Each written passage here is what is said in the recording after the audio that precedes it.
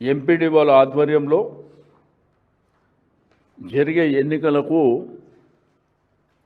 2011 census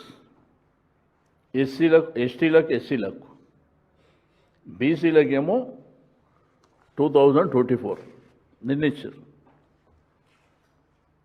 వాళ్ళ population పెరిగింది కదా, అంటే బీసీలతో పాటు ఎస్సీ ఎస్టీలతో కూడా పెరుగుతుంది కదా. ఇది చట్టంలో నిలబడుతుందా?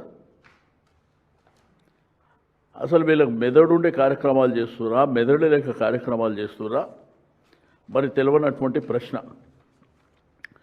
అయితే రేపు 12 గంటలకు మా రాష్ట్రంలో ఉన్నటువంటి మా బీసీ నాయకత్వం, మాజీ మంత్రులు, రాజ్యసభ సభ్యులు, మాజీ రాజ్యసభ సభ్యులు, శాసనసభ్యులు, శాసన మండలి సభ్యులు, మాజీ శాసనసభ్యులు, మాజీ శాసన మండలి సభ్యులు, మా రాష్ట్ర ముఖ్య నాయకత్వం